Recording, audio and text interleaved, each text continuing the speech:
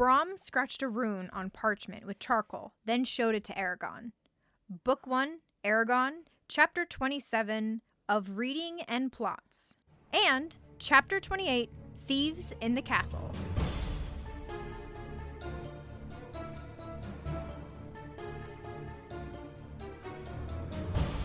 Welcome to Eragon and Back Again, a podcast where we explore Christopher Paolini's inheritance cycle one chapter at a time. I'm Lucy Hart. And I'm Darien Smartt. And we are back yet again. We're back. Yep, we have another weirdly short chapter that feels like it could have just been part of the next one. Yeah. This is a writing trait. I'll be interested to see if it's something that carries through the later books in the series. Yeah. Is this just like a new author habit that we'll see? Because I'll be honest, weird. Yeah. Why? Just like interestingly short and then interestingly long chapters. Yeah. But before we start, let do you have a geode or a spark of inspiration? Oh, yes, I do. Hey, the Percy Jackson show on Disney Plus is like really good, y'all. Oh my god, it's so good. Like, it's just really good, it's y'all. Really like, good. Yeah, I like it. I think it's a really strong adaptation. I've loved every change they've made so far. Mm-hmm. And I say this as a mythology Percy Jackson podcaster who Yeah. spent the last 3 years really reading and dissecting all. Like, the timing was miraculous. We finished our run of episodes talking about literally the Percy Jackson and the Olympians books. Yeah. Weeks. Like, maybe 2 weeks. I think 2 weeks before the first 2 episodes dropped, we released our last episode about the last Olympian. Yeah. I say this as someone who's very, very familiar with the source material as an adult. I'm really loving it. And I think it's really cool. Strong adaptations, I think, are always fun because it's really cool. One, seeing how you shift between mediums. Mm-hmm. But I'm very fond of adaptations which the author gets to work on. And Rick Riordan, the author of the Percy Jackson books, and his wife, Becky Riordan, were very, very active in the adaptation process. And so you can see not just like how do you change a thing from like a book to a TV show, but also how do you change a text that was written almost 20 years ago. Yeah, it was Next decades year is the ago. 20th anniversary of The Lightning Thief. Yeah. So a lot of their changes, I think, really reflect not just changing like cultural perceptions and trends, but how a more experienced storyteller would approach the medium today. Absolutely. So, very cool. I'm loving it. At the time of recording, episode 5 has just dropped. I have not watched it because my co-host and brother DJ was asleep when I got home last night to watch it. So by the time the episode drops, we'll have watched this one, and I imagine the next 2, depending on our release schedule. But yeah, I think it's really great. I'm having a lot of fun. Yeah. So it's just inspiring to see. Really, like, the show's good, but mostly like my spark of inspiration is getting to see how the Rick Riordan has reapproached the material 20 years later. Very good. I do really like just like my little tidbit on that. I really like having something decades ago and then incorporating trends or something, because Percy does the floss or whatever it is. I love it. Was so good. He is a 12-year-old. He is standing there playing capture the flag in the forest. He is bored. He is just trying to figure out how to entertain himself. Yep. So he flosses as a 12-year-old. It's so I laughed so hard. It was so good when they redid very small side tangent. When they redid Fruits Baskets, and they had like the flip phones in the manga and everything, and now they have the actual smartphones. That's what you would have. Yeah, and they also like upgraded the uniforms, so they made them more modern of what we would see today, rather than like however long Fruits Baskets came out. So good. Yeah. I just love that when they adapt, they really adapt. It's really good. But yeah, I love. I won't. No spoilers here. But the way they handled Medusa in the show, so poignant, so powerful. So I honestly did not think they were going to be able to pull it off to the extent where she is so like deeply sympathetic. Her character backstory is so acutely, openly, aggressively tragic, so honest to the media or to the mythology. Like this is not just a rehab. Like this is what happened, and we're now acknowledging that is the trauma and tragedy of this figure. And she is still the villain. She's still the villain in the episode. Yep. I was blown away that they were able to do both. And Yeah. I'm not mad that she's a villain. I love that she's a villain, that they still have to, Perseus still has to cut off her head, but it's so, it's so well done. Yeah, they do a really so good job. well done. And so much of what they talked about leading up to this is like, what is monstrous? What does that mean? How do I deal with it? And the way they handle Medusa is just, you can have this character she is a villain. She's not a villain because she's got snakes for hair. She's not a villain because she looks like, she's not a monster because of the snakes for hair. She's not a monster because of like, she was cursed by Athena for something that Poseidon did to her. Yeah. She's a monster because she thinks it's okay to petrify children and send their corpses to their parents if they disagree with her. Yeah. And it's like, okay, that's so funny. I know I was going to say no spoilers. Sorry, I got off topic. I got into it there. But yeah, I went on thinking I would be shocked if we saw Percy cut off her head, because I felt like that was very dehumanizingly violent. Yeah. That's something you do to monsters. Yeah. And it felt like the approach to Medusa was making her more human. And they did that. And we still cut off her head. We still use it to petrify an enemy. But you never see her head in his hands. They use Annabeth's invisible cap. You never see her head. Like, he cuts off her head, but we don't actually see it happen. Yep. We don't see it. Like, it maintains a sense of... It never dehumanizes Medusa. She was not a monster, but she was our villain. Yep. And that was very, very impressive. Yeah, they did a very good job. I agree. Lucy, what is your spark of inspiration? I think my spark of inspiration, I feel like this is going to be a bit corny, but I'm just going to say, like, the new year. Hey! Like, New Year's resolutions and all that jazz. Because last year, my New Year's resolution was to read at least 2 new books a month. Because I have a tendency of rereading books when I am stressed. And as someone with anxiety, I have a lot of stress a lot. So it was a real challenge for me. Being able to, and I did really well. I think I read, like, 18 books last year, all new, so I was very happy with myself for that. I almost made my goal. So this year I'm gonna keep that goal because I do really like that. But my new goal is to write at least a page a week. Nice. Because I struggle with writing consistently, and like struggling with writer's block and all those things.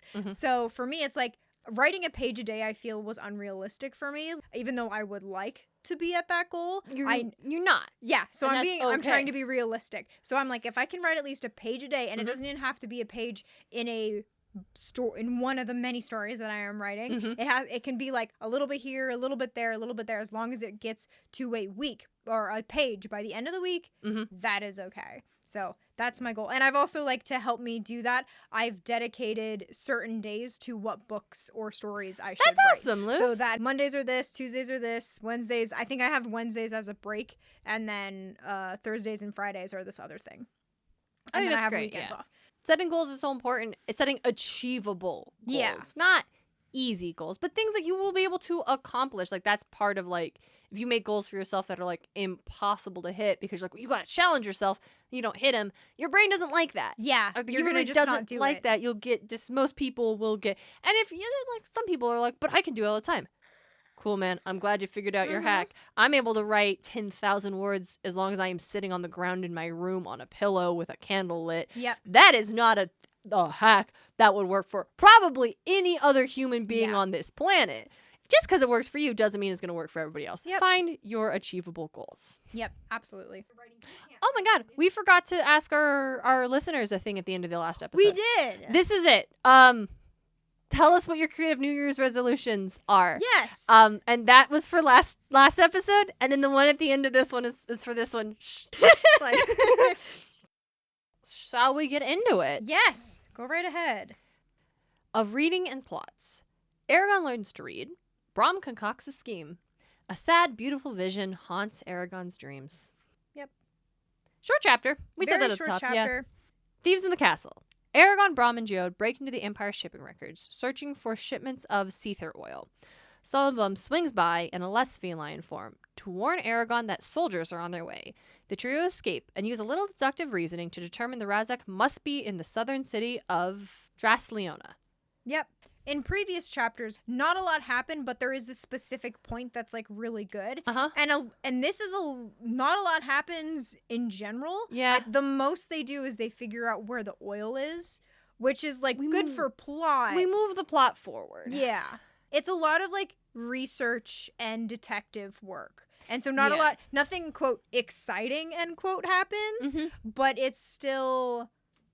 It's necessary to make them getting the solution feel satisfying. Yes. But considering what happens around it, it does really feel like we could have had Brom just get the records that at the end of that last chapter we discussed, and then we spend a week with Brom and Jode. It's so much stuff. They have their cross-referencing and Eragon learning to read, and then at the end we get the conversation of them talking about, well, where do we think it is? Yeah. Because it even the most exciting thing that happens is Solomon showing up again. And he doesn't look like a cat. No, he doesn't. He looks like a kid. It's really cool. Yeah. So they go into the Citadel Tower, wherever Jode's office is at. It's like in the castle. Yeah. Where, it's like in the castle or whatever the high security place is. Yeah. And then they, instead of going to his office, they go to where the shipment is, and they use magic to break in. They're digging through scrolls and looking for anything. Skip the ones with taxes. Just look for shipping records. Like, find what we're looking for. Okay, no problem. Eragon can read. He likes to read. Yep. Let me talk about Solomon first. And then we can dive back. Suddenly, Eragon's neck prickled. He tried to keep working, but the uneasy feeling remained. Irritated, he looked up and jerked with surprise. A small boy crouched on the windowsill. His eyes were slanted, and a sprig of holly had woven into his shaggy hair. "Do you need help?" asked a voice in Eragon's head. His eyes widened with shock. It sounded like Solomon. "Is that you?" "Am I someone else?" "If my eyes don't deceive me, you are." "What I look like doesn't change who I am. You don't think I'm called a werecat for nothing, do you?" I love that. Solomon's great. Mm-hmm. He's the best boy. He's the best boy. I feel like I really do think that these two chapters are really just for this. Just for us to see Solomon in his human form. Human form, yeah. Yeah. Like, not less feline form. That's, I think that holds some weight, because I feel like their whole... I'll go back. There's a couple of points I want to touch in chapter 7, chapter 27, but we're in chapter 28 right now. Mm-hmm. But, like, when they leave the house, Eragon... He sees something on top of the herbalist shop. He sees something, like, on the herbalist shop, and his palm tingles. And then they get to the place, and I think it happens 3 times that something happens and he looks around, and then by the 3rd time Solomon's there. It does really lead up to Solomon revealing his human form. Yeah, he's been following them. Yeah, he's been absolutely following them, which I find so cat-like. It's so cat-like. Good. No, and he's like, "Oh, like, what are you doing here?" It's like, "Oh, it depends on what you're doing here. If you're reading the scrolls for entertainment, then I suppose there isn't any reason for my visit. But if what you're doing is unlawful and you don't want to be discovered, I might be here to warn you that the guard whom you bribed just told his replacement about you, and the second official of the Empire has sent soldiers to search for you. Thank you for telling me. Told you something, didn't I? I suppose I did, and I suggest you make use of it." And then he bounces. Yep. And that's great. Yeah, I do also really like where he doesn't tell him. He's like, "Well, I could tell you that." I might be here actually tells him. Like I said last time, very Cheshire Cat. Yeah, this is it's very Cheshire good. Cat vibes. I love him very much. Oh, it's very cute. I find it, charming, delightful. The thing is, he could have not, and the chapter ends the same. Yeah. Because Eragon tells Brom and Jode, "Oh, the soldiers are coming. Yes, I'm certain." And Brom says, "No matter, we have to finish this now." Yep. And they continue going through, scanning the scrolls. And it's not like they don't even cut it short. As the last scroll was finished, Brom threw it into the rack, and Jode jammed his parchment, ink, and pen into his pouch. Eragon grabbed the torch. They ran out of the door.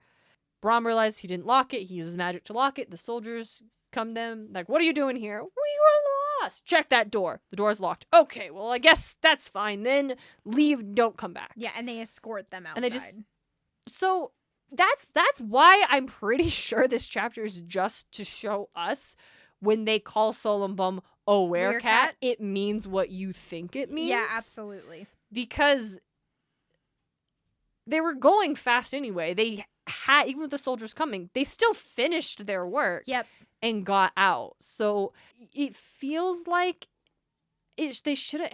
I don't know. It doesn't, like, it's not. That's why I think, like, this is just to show us. You needed a way to show us he was a werecat. Yeah. Like, what it meant. Like what that meant. Yeah, exactly. And I like that. And I think it was interesting. And again, I'm always happy to see Solon Bum. Yep. But if they're not going to use that information and, like, and you could argue, well, they worked faster. And it's like, they weren't leisure in their work to begin with. They were combing through as quick as possible. Yep. So, like, it's weird that Brom didn't just say, we'll have to make do with what we have. And then they run out as quickly. And then the soldiers are coming. Yep. So I think you just said, like, not a lot happens. And it feels like we could have just really condensed it. Yeah. Or had it end in the last chapter with Brom being like, I got it. And now we're going to go through it. Yeah. But the thing is, it is nice to see Eragon getting to learn how to read. Yeah. Mm-hmm. And that's kind of like in 27, we get a lot of that, of Eragon learning to read. Mm-hmm. And that even this is the letter A, learn it. This is the letter A, learn it. And this is something we talked about before recording, but like something that I just want to point out is that it says that Eragon likes reading. Mm-hmm. It was difficult and strange and pushes intelligence to the limits, but he enjoyed it. Mm-hmm. So like there is some joy there. Listen, we're all readers. Obviously, if you're a kid reading the fantasy dragon book, you will like to read already. Yeah. So you like to know your protagonist likes to read. It's important. Absolutely. Yep. And then I do like that while, like, I think they say a routine was established. It goes on for a while like that.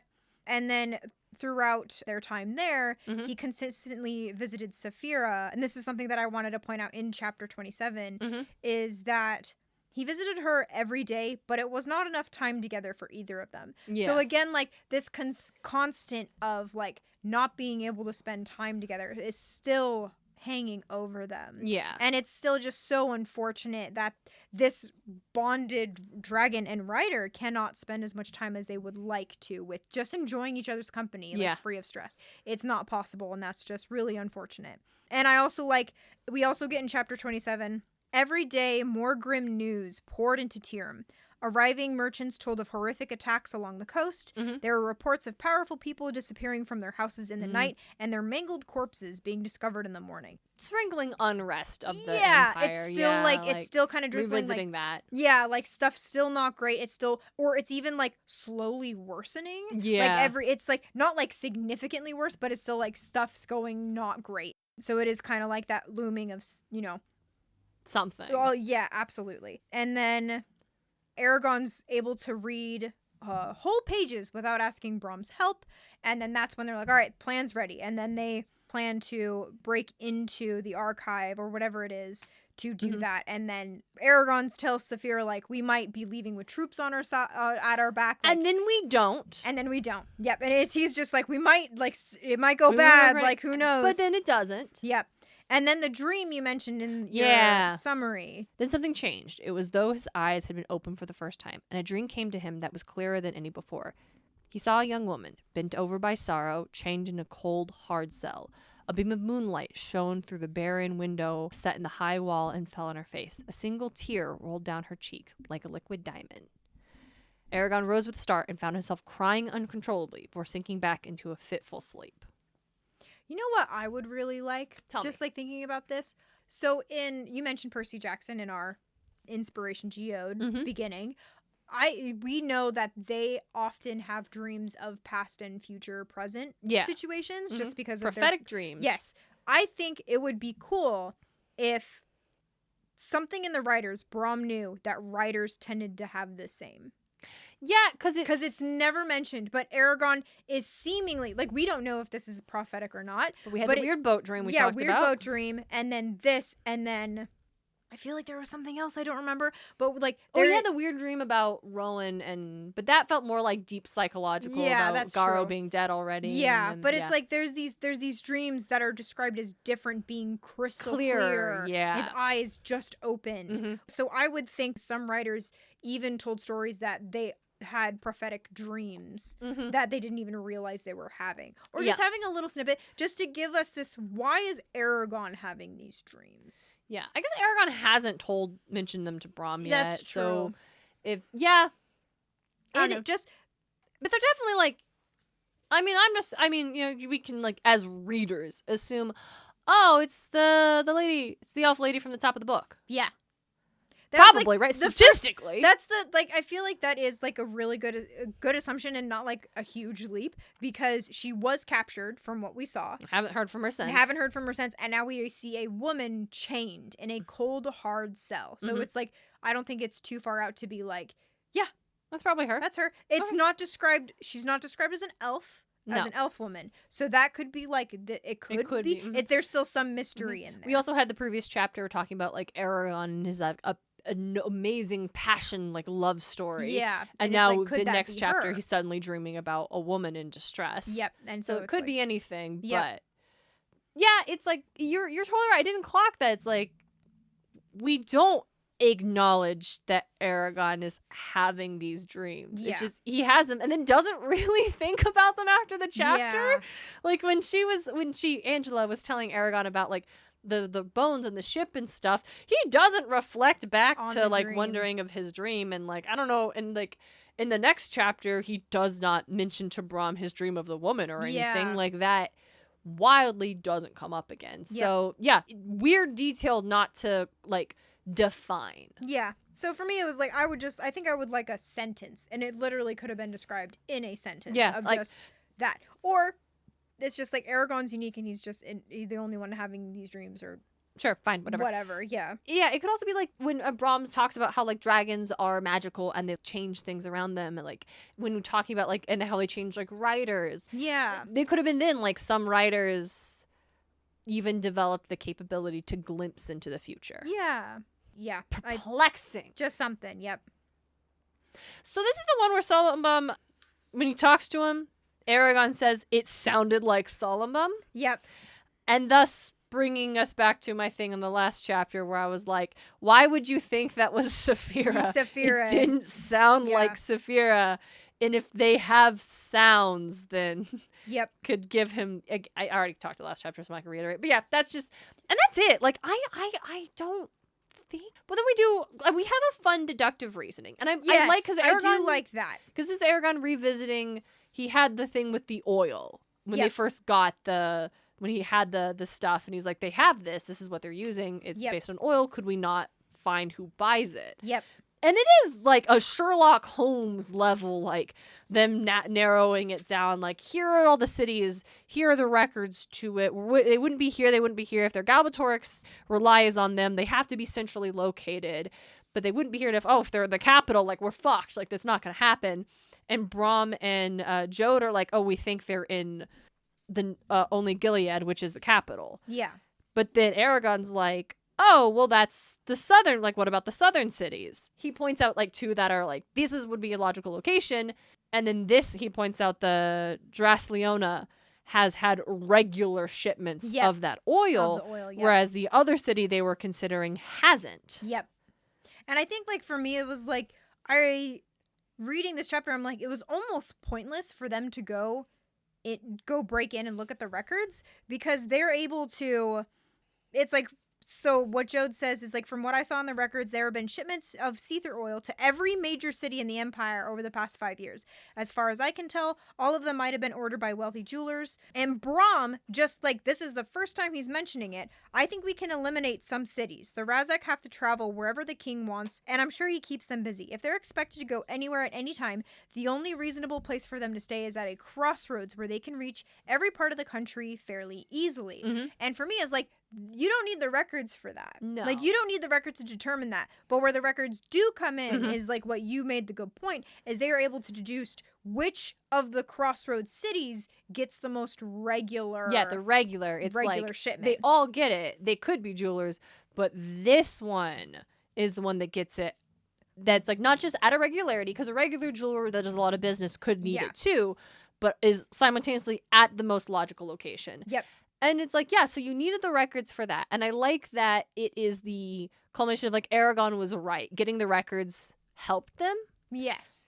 We just didn't need to see them in there. Like, there's no reason they couldn't have just bribed if they had just been able to bribe them and get it. And then there's so many of them that it is taking Brom and Jode weeks to compile all the information. And in that time, Eragon is learning to read, and then we found it. Like, it feels like it was just trying not to make it feel less believable. Like, oh, like we've talked about, oh, isn't that convenient? Yeah. Like, oh, isn't it convenient you got that? Or wow, Eragon learned to read really fast. Like, yeah.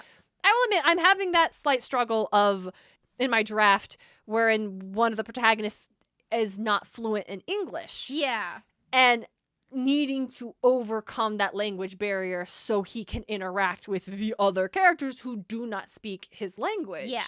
Because it is not just they don't speak the language, it's literally a language that is centuries out of dialect. Yeah. Like, it's not even spoken by the people who live in that area Yeah. anymore. Yeah. So I've just justified it with like, well, he's got a library and he can read English, and he just go with me on this, okay? Yep. Like, do you care? Because this is sometimes I think, yeah, I'm sure there will be someone who's like, it was just really unbelievable, and I think they were just like, kind of lazy. Yeah. I'm like, bet, yeah, I will fully admit I am taking a quick strategy. Yeah, strategy, yes. But do you want to sit here and listen and read about a character who's struggling to communicate, or do you want to read a cute romance blossoming? Yeah. All right? Like, what do you, I know what I want more. Yeah. So let's roll. Just mentioning that, like, what comes to my mind is The Terminal, the movie The Terminal, Mhm. where I can't remember the country he's in, but It's made up country. Yeah, he's living in an airport terminal. Yeah. And how he learns English is he takes a book from his language, and then he takes a book from English, and then he reads them simultaneously, going back and forth between this is my word and this is the English word, and that's how he learns English. It's like, sure, let's. yeah, and it's like, would that actually happen? Shrug. Not great, Not that grammar, fast. not that fast, but it's like, yeah, it's like you can't just snap your fingers and say this, Absolutely. and like, if you present an obstacle, the obstacle being Eragon can't read. Yeah. You can't just say, and then after some tutelage, Eragon could read. But I would be fine with the talking about, this is the letter A, learn it. And Yes. Rom is a strict but talented teacher. Yes. Over the weeks, he got better at it and was soon able to help Rom and Jode go through the records. Yep. And it does say, like, again, like a little nod toward Pellini is he says he was a fast learner. Yeah, and that's another thing. It's like, that is also a speed run. It would take other folks a lot longer to pick up. But, like, yeah, I'm also, like, going back to, like, work in progress. It's a gift of this character's, like, he's a magical creature. And so gift of the ability is a gift of, like, picking up language and knowledge really easy.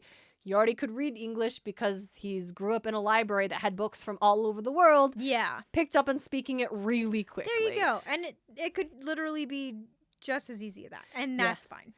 I think my writing takeaway is, like, don't be so afraid of the cinema sense of the world, of the ones that'll nitpick everything and then tell you your story is bad or unbelievable because they nitpicked at things that they would have nitpicked if you'd done the opposite. Yeah. Like, I don't think these chapters are bad, but I do think they were boring and largely unnecessary. Yeah. Like, Solemn was cool, but for real, we could have just known he's a werecat and then not seen him in his non-feline form until we see him and Angela again in the future. Yeah.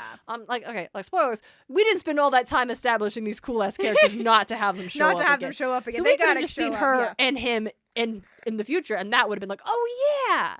So yeah, it was odd.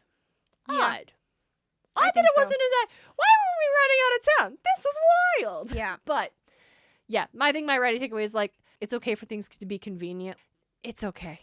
Sometimes it's okay to take the shortcut if it means we can get the plot moving. Yeah, absolutely. I think I read something how to do, like, time skips too. You do not want to spend a day with, like, let's say it's a very stereotypical romance, and you don't want to spend the day with the main character waking up, making breakfast, using the restroom, going to school, coming home. You want instead, like, her day was ready for the morning, she went to school, she came home, and then dun dun dun, something dramatic happened. Yeah. It's okay to skip time, just as it's okay to, like, not spend every waking second with your character. It is okay. Like, I think it would have been, like, if Eragon had returned from the previous chapters of talking to Angela, and then Brom had been like, yes, we have the records and we know where we're going next, that would have been unsatisfying. Yeah. Like, seeing Eragon as part of the solution and seeing that deductive thing is the most satisfying part. I just didn't need them going into the castle. Yeah. It's like, honestly, going back to when you said when they were griping about the nobleman, the honorary nobleman.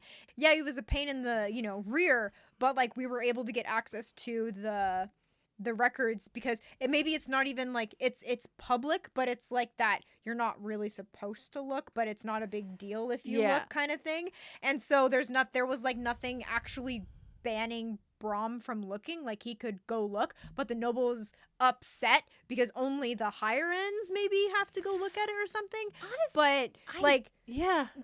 So something like that. And Brom's like, yeah, it was a pain in the ass, and he was breathing down my neck the whole time that we were there, but we managed to get the records and write down them all. Now we just have to go through them. And then going through what you were saying earlier, with they spend weeks and weeks going through, really combing through all these and teaching Eragon records to read and that teaching way. Eragon to read that way. And that way we have the same thing. And then at the end, maybe it's Solembum appears at the end, like he's in Jode's house and he looks out the window and there is Solembum saying like, hey, I should let you know, the nobleman is coming with guards because he actually found something that it's illegal for you to have those and you need to get out. Yeah, and we mad dash out. And then something like that. It was like weird. It was weird to have Eragon tell Saphira, like, because they don't tell us what in the previous chapter, in reading and plot, Eragon does not reveal what the plot is. Yeah, Brom. And I find that, me personally, that's annoying. Yeah. Like, Brom being like, okay, here's what we do. And then it ends. And I'm like, I've done that, but I find it annoying. It's like, I feel like when you do that, it sets an expectation of a certain level of excitement will be coming. We're going to do an Ocean's 8 style con. We're going to break in. We're doing a whole heist. It's tension. It's not. They roll up and they're like, this idiot boy left something in my office. All right, I'll let you 3 people in to go get it. Let's use magic to break in. Let's leave. Yep. And then get escorted out. Yeah, it was weird to have Eragon tell Saphira we might leave with soldiers on our heels. Yeah. To heighten that, and then the next chapter just nothing isn't. Yeah. I said, yeah, my right takeaway is like, I feel like we could have just taken like the easier way, sped run this, and not had this like weird shift in like tension that doesn't pay off. That doesn't happen. Yeah, absolutely. It is like I guess like for the characters, it's a relief for the characters because they were expecting tension, and then it was just like, and then we got escorted out, and then we're fine. So it's like for them, it's like, oh, thank God we didn't have to do that. But for the readers, it's kind of like, I was like, I didn't need to spend these pages. Yeah, you could have just told me you went in there and got them. Yeah. Well, Lucy, what's your writing takeaway for this? I think it's just kind of what we've been saying, I think, overall. Just we don't have to spend, like, every waking second with the characters. Like, we could have had a time skip here, or just combine them in the way that maybe I suggested, something like that. Yeah, I think combining them would have been better. Yeah, so it's like, I think maybe in, like, the rough, like, a first, second, third draft of this book, this would have been fine. But maybe, like, for the published piece, it would have been like, actually, maybe we don't need combine these. We don't need to go to the castle. So we do a little bit more editing, where it's like, it's still important because they find the records, they find the thing. Does it come back later?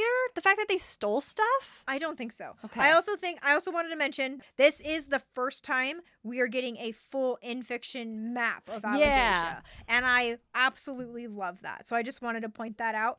It is kind of tedious to read because Paolini does a really good job describing the layout of Allegasia. But I actually, as a map girl, like, love it. So, and I will fully admit, I glossed over it. Yeah. I'm like, that's a lot of names of cities and landmarks. I will admit, I was playing Baldur's Gate 3 when I was listening to this. Yep. And I had to re-listen to both of these chapters because I did, like, zone out. Because nothing happened. Nothing caught your attention. Yeah, nothing really happened. So it's definitely, I feel like this is a rough draft. And if you want to write something like this and you're like, no, I actually really like it, go for it. Like you do what you want to do. Absolutely. We're just nitpicking. Yeah. So, I don't think we're nitpicking. I think nitpicking would have been like, well, it's not. Oh, yeah. Eragon learned to read way too fast for a 15. Yeah. No, that's nitpicking. That's being like, this was weird pacing. We didn't need this. Weird pacing. Let's go. Well, I have got some stuff from some listener comments from Spotify. Awesome. Remember, you can, if you're listening on Spotify, you can always comment. If you don't listen on Spotify, you can comment there on Instagram or DM us or email us. There are lots of ways. Yeah. Banana Phone, we asked, do you love getting caught in the rain? For the chapter where we covered thunder, roar, and lightning crackle. And they said, I live in Hawaii, and whenever it rains, we call it a blessing. I love getting caught in the rain as long as it's not too heavy. That's so good. Yeah. That makes my heart light. And they also responded on episode 13 where we asked who's your favorite fictional, cryptic, mysterious mentor. Serious and relevant answer, Gandalf. Personal answer, in my D&D campaign, there's a Kenku literature professor named Professor Pages. We thought he might be evil at one point, but we still love him. I am a big fan of Professor Pages. I am such a big fan of Professor Pages. I love him. Oh my god. What? Ah, So good. That makes me So so good. happy. Thank you so much. You got he has to have giant spectacles Gotta have giant on his beak biggest spectacle. or nothing. Mm-hmm. And then we got a comment from Amelia Harkey, and their comment was, oh my god, that battle in The Lion and the Witch and the Wardrobe is my Roman Empire. The silence, the percussion, the French horns being so fucking majestic, Peter being afraid but facing his fear. Yep. And then same person, different episode, shouted out the fact that they had just started listening to the Murderbot Diaries audiobook. So Oh, nice. I love hearing people just being like, oh my gosh, I'm engaging in that piece of media too. Yeah, So, very cool. Yeah, Yep. That scene, like, yep. chills. Everything about it. And I always get Perfect. almost crying every time. No matter how many times, it's every time. I love it so much. It's so good. Mm-hmm. Yeah, that's all I got. Do we have a shout out? Oh, we need to do a question. Yeah, I almost let us leave without doing it again. Because we got the first one. We will not forget this time. Won't forget. Ooh, kind of just want to focus on Solomon and cool shapeshifter characters. Who's your favorite shapeshifter character? Yeah, I love, because that was like kind of along with that is Mhm. like, I think this was my first experience with anything away from like a werewolf. This was my Other things interaction. can I'm be like, were. oh, there's other things that can be were, which is super cool and fascinating. So absolutely. What is your favorite were, I guess? Yeah, where shapeshifter. Yeah, the just whole the nine characters who yards. can like change their form as an innate part of their identity, not necessarily through like magic transmutation. Yeah. Listen, I could say Taco from the Adventure Zone because he does shape changing a couple Yes, times, he but does. that's like because he does transmutation magic, not because He is a shapeshifter. he's an elf wizard. Yeah, or like maybe, I don't know if a druid would count because I feel like druids maybe more would count, like a druid but they always only turn into an owlbear. yeah, Like that like would in count for the me in the D&D movie. D&D movie, Yeah, yes, that would count. I Yep. think I do love because her. it feels different than a wizard turning themselves into a dinosaur. It does one time a little bit, yeah. right? Like it just feels different. So Feels a unless little there's, different. right? Do you understand? Are we making sense? Yeah, Let us know. yeah, absolutely. Awesome. Yeah, like I said, you can hit us up if you're listening on Spotify. That's there, right there. Comment or shoot us on Instagram. We are at Eragon Pod. We also have an email at eragonpod@gmail. You can if you want to. No one ever has, but you totally could. I check it every morning. Well, thank you for listening, everybody. Yeah, thanks for spending your time with us. We're always so happy to Very be happy. able to talk about Eragon and then talk to you about it. We want to hear what Absolutely. you think. Absolutely. Are we totally wrong? Were these chapters actually super necessary? If you think so and want to articulate your reasons why and support your opinions with strong sources, let us know. Yeah, absolutely. We would love That'd to be, hear it. That would actually be super fascinating. Mm-hmm. But until next time, she's Darien Smartt. And she's Lucy Hart. And this has been Eragon. And back again.